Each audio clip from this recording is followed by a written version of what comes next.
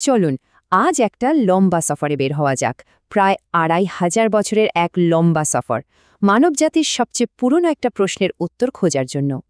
প্রশ্নটা খুবই সহজ। আমাদের চারপাশের এই সব কিছু, মানে এই যে চেয়ার, টেবিল, এমনকি আমরা নিজেরা, কি দিয়ে তৈরি? শুনলে অবাক হতে হয়।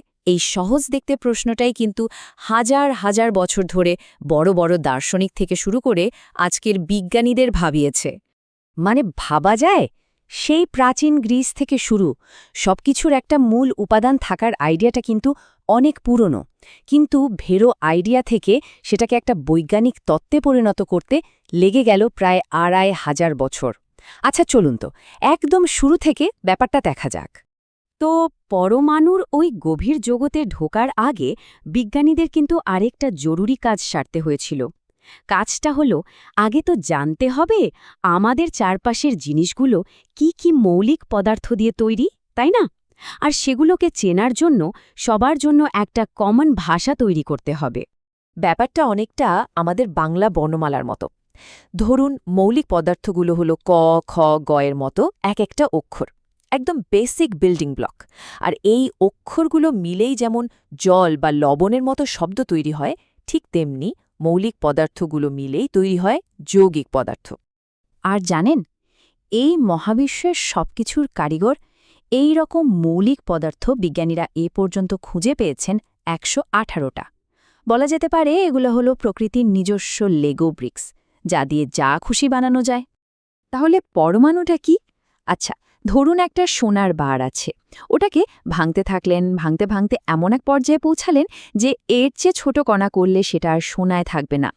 ওই যে সবচেয়ে ছোট কণা, যার মধ্যে সোনার সব ধর্মগুলো ঠিকঠাক আছে, সেটাই হলো সোনার পরমাণু।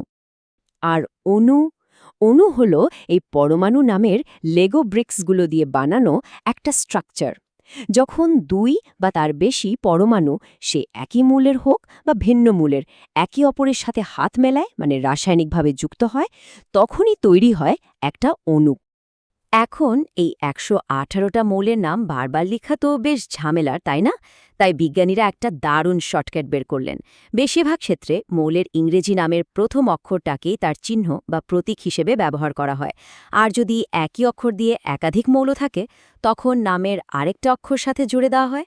এমনকি কিছু কিছু ক্ষেত্রে তাদের পুরনো ল্যাটিন নাম থেকেও প্রতীক নেওয়া হয়েছে। বেশ চালাকি, তাই না? তো বিজ্ঞানীরা ভাবলেন, যাক, অবশেষে আমরা সব কিছুর মূল একক খুঁজে পেয়েছি, পরমাণু, যাকে আর ভাঙা যায় না। কিন্তু গল্পের আসল টুইস্ট তো এখানেই শুরু। দেখা গেল, যাকে আমরা অবিভাজ্য ভাবছিলাম সেই পরমাণুকেও ভাঙা যায়। এর ভেতরেও আছে আরও ছোট ছোট কণা দিয়ে সাজানো একটা আস্ত জগৎ।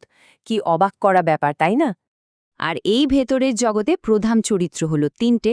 একদম কেন্দ্রে, নিউক্লিয়াসের মধ্যে ঘাপটি মেরে বসে আছে পজিটিভ চার্জের প্রোটন আর তার সঙ্গী নিউট্রাল নিউট্রন। আর এই নিউক্লিয়াসকে ঘিরে বন বন করে ঘুরছে নেগেটিভ চার্জের ইলেকট্রন। ব্যাস, এই তিনজনকে চিনে নিলে পরমাণুর রহস্য অনেকটাই পরিষ্কার হয়ে যায়। আচ্ছা, পরমাণুর ভেতরের প্লেয়ারদের তো চেনা হলো, প্রোটন, নিউট্রন, ইলেকট্রন। কিন্তু পরের প্রশ্নটা হলো, এরা ঠিক কিভাবে সাজানো আছে? কে কোথায় থাকে? এটাই ছিল বিজ্ঞানীদের জন্য পরের বড় চ্যালেঞ্জ। আর এই চ্যালেঞ্জটাতেই বড় একটা ব্রেক থ্রু আনলেন আর্নেস্ট রাদারফোর্ড ১৯১১ সালে। তিনি একটা দারুণ মডেলের কথা বললেন। পরমাণু হল একটা মিনি সৌরজগৎ।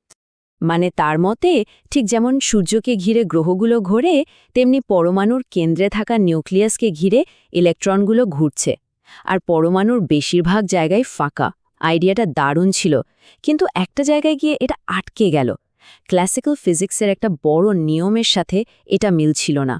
কেন মিলছিল না? আচ্ছা, একটা লাটিম যখন ঘোরে, তখন তো সেটা আস্তে আস্তে শক্তি হারিয়ে থেমে যায়, তাই না? ফিজিক্সের নিয়মও তাই বলে। সেই হিসাবে ঘুরতে থাকা ইলেকট্রনেরও তো শক্তি হারাতে হারাতে একসময় নিউক্লিয়াসের মধ্যে গিয়ে পড়ার কথা। কিন্তু বাস্তবে তো পরমাণুগুলো বেশ স্থিতিশীল, কিছুই তো হয় না। তাহলে প্রশ্ন হল, কেন? এই কেনর উত্তরটা নিয়ে এলেন আরেকজন বিজ্ঞানী, নিলস বোর, মাত্র ২ বছর পর, ১৯১৩ সালে। তিনি বললেন, আরে না, ইলেকট্রনগুলো যা খুশি তাইভাবে ঘুরতে পারে না। ওদের জন্য কিছু নির্দিষ্ট হাইওয়ে বা এনার্জি লেভেল ঠিক করা আছে, আর যতক্ষণ ওরা নিজেদের ওই নির্দিষ্ট রাস্তায় বা শেলে ঘুরছে ততক্ষণ তাদের কোনো শক্তিই খরচ হয় না। দারুণ সমাধান, তাই না? বোরের এই মডেলটা পরমাণু স্থায়িত্বের রহস্যটা সমাধান করে দিল। এটা ছিল একটা বিশাল বড় লাফ। যদিও পরে দেখা গেল এই মডেলটাও পুরোপুরি নিখুঁত না, বিশেষ করে বড় পরমাণুর ক্ষেত্রে এটা কাজ করছিল না। আর এখানেই তো বিজ্ঞানের আসল মজা, কোনো কিছুই শেষ কথা নয়। প্রত্যেকটা নতুন মডেল আগের মডেলের ভুলগুলো শুধরে দিয়ে আমাদের জ্ঞানের সীমানাকে আর একটু বাড়িয়ে দেয়। তো প্রাচীন গ্রিসের ধারণা থেকে শুরু করে রাদারফোর্ড আর বোরের মডেল, এই যে এত লম্বা একটা পথ আমরা পেরিয়ে এলাম, এর মূল কথাটা কি? কেন এই জ্ঞানটা এত জরুরি?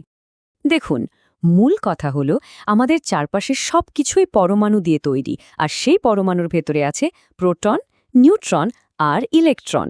আমরা এটাও দেখলাম যে কিভাবে বিজ্ঞানীরা ধাপে ধাপে একটার পর একটা মডেল তৈরি করে পরমাণুর গঠনটা বুঝতে চেষ্টা করেছেন। প্রত্যেকটা মডেলই আগেরটার থেকে একটু উন্নত ছিল। আসলে এই পুরো গল্পটা শুধু পরমাণুর গঠন নিয়ে নয়, এটা আমাদের এটাও দেখায় যে বিজ্ঞান কিভাবে কাজ করে। এটা একটা কন্টিনিউয়াস প্রশ্ন করা, আর সেই প্রশ্নের আরও ভালো উত্তর খুঁজে বের করার একটা জার্নি। পরমাণুর গঠন সম্পর্কে এই জ্ঞানই কিন্তু আজকের আধুনিক রসায়ন আর পদার্থবিজ্ঞানের ভিত্তি। কিন্তু ভাবুন তো, এখানেই কি সব শেষ? নাকি প্রোটন, নিউট্রন আর ইলেকট্রনের ভেতরেও লুকিয়ে আছে আরও গভীর, আরও রোমাঞ্চকর কোনো জগৎ? কে জানে, হয়তো সেই রহস্যের সমাধান হবে ভবিষ্যতের কোনো আবিষ্কারে।